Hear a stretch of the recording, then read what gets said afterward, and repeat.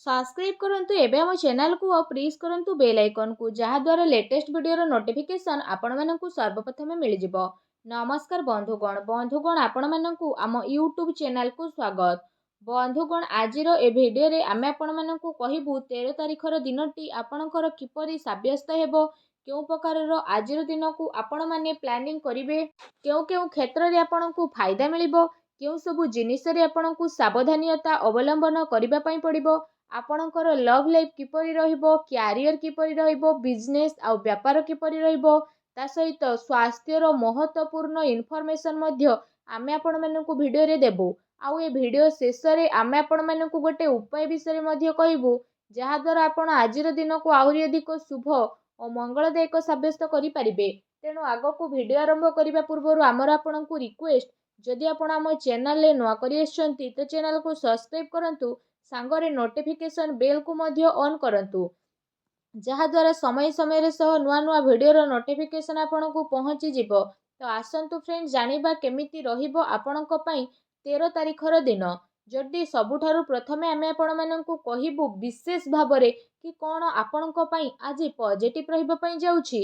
जदि आमे कहिबा कि फ्रेंड्स आज आपनकर वित्तीय स्थिति रे काफी सुधार आसी जिवो, अचानक ही धन प्राप्तिर नुआ अवसर आपणक जीवन रे आसीबो, जहा आपणकर भविष्यत रे आपणक पई गोटे भलो आर्थिक जीवनर निर्माण मध्य करिवो।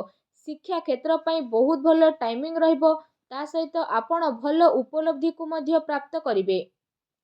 आपणक भितरे आज ऊर्जार सामंजस्य रहिबो, जणे आउ जनक सह भलो व्यवहार द्वारा दिमागर सह काम करिवे।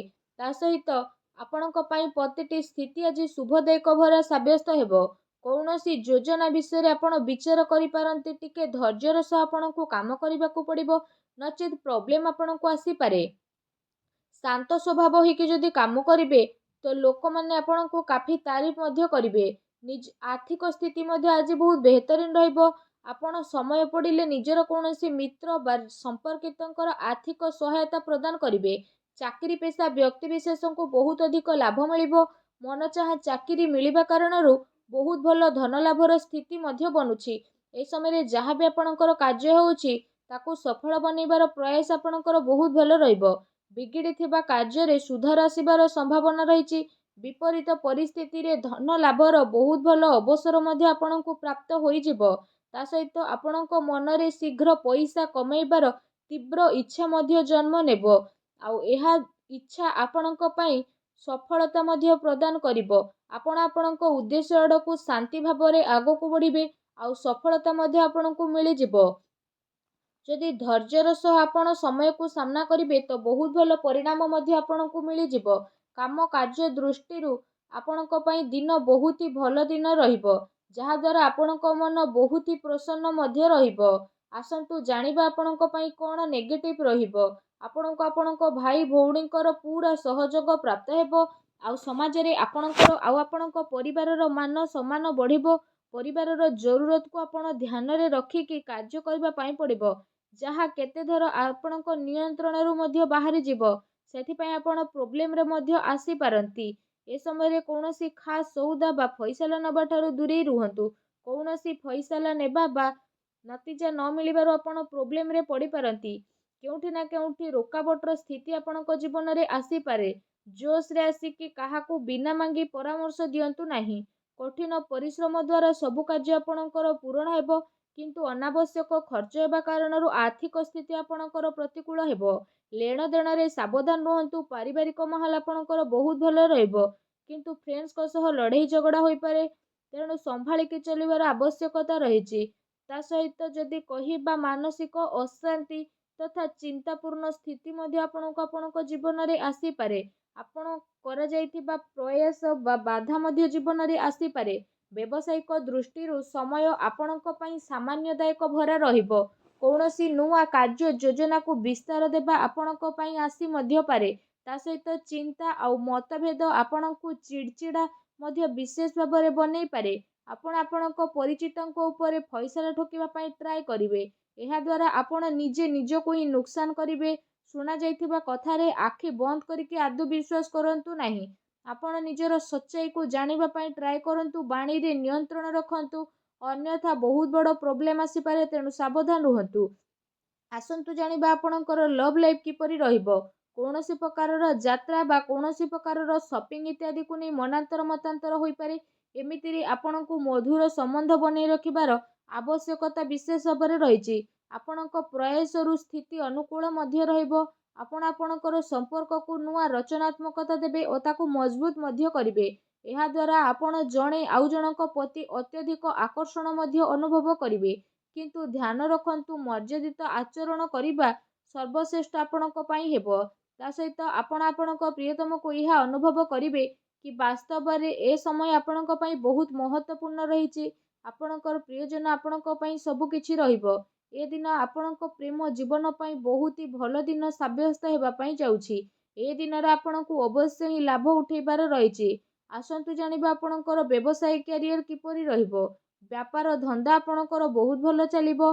କାର୍ଯ୍ୟରେ ଆପଣଙ୍କୁ ବିଶେଷ ସଫଳତା ପ୍ରାପ୍ତ ହେବ। କାର୍ଯ୍ୟଭାରର ତ ଅଧିକତା ରହିବ, ଯେଉଁଠି ଚାଲିକି ଆପଣଙ୍କୁ ଅଧିକ ପରିଶ୍ରମ କରିବାକୁ ପଡ଼ିବ ଆଉ ପୁରା ଦିନ ଦୌଡ଼ା ଦୌଡ଼ିରେ ଆପଣଙ୍କୁ କରିବାକୁ ପଡ଼ିବ। କାମକାର୍ଯ୍ୟ ସିଲସିଲାରେ ଆପଣଙ୍କୁ କୌଣସି ଛୋଟ ଯାତ୍ରାରେ ମଧ୍ୟ ଯିବାକୁ ପଡ଼ିପାରେ, ଯାହା ଆଗକୁ ଯାଇ ଆପଣଙ୍କ ପାଇଁ କାଫି ଲାଭଦାୟକ ସିଦ୍ଧ ହେବ। ତା ସହିତ ଧନ ପ୍ରାପ୍ତିର ଅନେକ ଅବସର ମଧ୍ୟ ଆପଣଙ୍କୁ ମିଳିବ। ସେଥିପାଇଁ ଆପଣଙ୍କ ମନ ବହୁତ ହି ପ୍ରସନ୍ନ ଭରା ମଧ୍ୟ ରହିବ। ତା ସହିତ ମେଡିକାଲ ସହ ଜଡ଼ିତ ଛାତ୍ରଙ୍କ ପାଇଁ ଦିନ ମଧ୍ୟ ବହୁତ ହି ଭଲ ରହିବ। ଚାକିରି କରୁଥିବା ଦିନଙ୍କ ପାଇଁ ଦିନ ବହୁତ ହି ଶୁଭଫଳଦାୟକ ସାବ୍ୟସ୍ତ ହେବ। ଏହା ସହିତ ଆପଣଙ୍କୁ ଆପଣଙ୍କର ବ୍ୟବସାୟକୁ ନେଇକି ବି କୌଣସି ଯାତ୍ରା ମଧ୍ୟ ହୋଇପାରେ, ଯାହାର ଆପଣଙ୍କୁ ସକାରାତ୍ମକ ପରିଣାମ ପ୍ରାପ୍ତ ହେବ। ବ୍ୟବସାୟିକ ଦୃଷ୍ଟିରୁ ଏ ଦିନ ଆପଣଙ୍କ ପାଇଁ କାଫି ଅନୁକୂଳ ଭରା ରହିବା ପାଇଁ ଯାଉଛି। ଆଉ ଏ ସମୟରେ କିଛି ଭଲ ଲାଭ ମଧ୍ୟ ଆପଣଙ୍କୁ ପ୍ରାପ୍ତ ହେବ, ଯାହାର ଆପଣଙ୍କୁ ଲମ୍ବା ସମୟରୁ ଇଚ୍ଛା ରହିଥିଲା। ଆସନ୍ତୁ ଜାଣିବା ଆଜି ଆପଣଙ୍କର ସ୍ୱାସ୍ଥ୍ୟ କିପରି ରହିବ।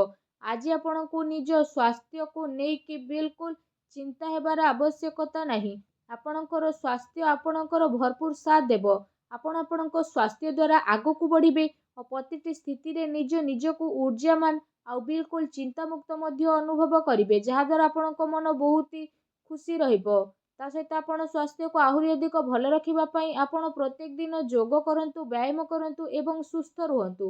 ଆସନ୍ତୁ ଜାଣିବା ଆଜି ଆପଣଙ୍କ ପାଇଁ କ'ଣ ବିଶେଷ ଉପାୟ ରହିଛି। ଆଜି ଆପଣ ସ୍ନାନ ଆଦି ବିଶେଷ ଭାବରେ କରିସାରିବା ପରେ ଭଗବାନ ଶ୍ରୀହରି ବିଷ୍ଣୁଙ୍କୁ ଆପଣ ହଳଦିଆ ରଙ୍ଗର ବିଶେଷ ଭାବରେ ମିଠାର ଭୋଗ ଲଗାନ୍ତୁ। ଏହାପରେ ଆପଣ ଯେତେବେଳେ ବି ଘରୁ ବାହାରୁଛନ୍ତି, ସେ ମିଠାକୁ ପ୍ରସାଦ ସ୍ୱରୂପ ଖାଇକି ଘରୁ ବାହାରିବା ପାଇଁ ଚେଷ୍ଟା କରନ୍ତୁ। ଏପରି କରିବା ଦ୍ୱାରା ଯେଉଁ ବି କାର୍ଯ୍ୟରେ ଆପଣ ଯାଉଥିବେ, ସେ କାର୍ଯ୍ୟ ଆପଣଙ୍କର ଅବଶ୍ୟ ହିଁ ସଫଳ ହେବ। ଆଉ ଭଗବାନ ଶ୍ରୀହରି ବିଷ୍ଣୁଙ୍କ ଆଶୀର୍ବାଦରୁ ଆପଣଙ୍କ ଜୀବନରେ ଆପଣଙ୍କୁ ଅବଶ୍ୟ ସଫଳତା ପ୍ରାପ୍ତ ହେବ ଓ ନୂଆ ନୂଆ ରାସ୍ତା ଆପଣଙ୍କ ଜୀବନରେ ମଧ୍ୟ ଖୋଲିଯିବ। ଆଉ ଆପଣଙ୍କ ଜୀବନରେ ସବୁ ପ୍ରୋବ୍ଲେମର ଅନ୍ତ ହେବ ଆଉ ସବୁ କାର୍ଯ୍ୟ ବହୁତ ଆସାନୀରେ ମଧ୍ୟ ବନିଯିବ। ଭଗବାନ ଶ୍ରୀହରିଙ୍କର ବିଷ୍ଣୁ ଆପଣଙ୍କୁ ପ୍ରାପ୍ତ ହେଉ। ସଚ୍ଚା ଦିଲରେ କମେଣ୍ଟ ବକ୍ସରେ ଜୟ ଶ୍ରୀହରି ବିଷ୍ଣୁ ବୋଲି ଅବଶ୍ୟ ଲେଖନ୍ତୁ ଓ ଭିଡ଼ିଓକୁ ଲାଇକ୍ କରିବା ପାଇଁ ଆପଣ ଆଦୌ ବି ଭୁଲନ୍ତୁ ନାହିଁ। ଧନ୍ୟବାଦ।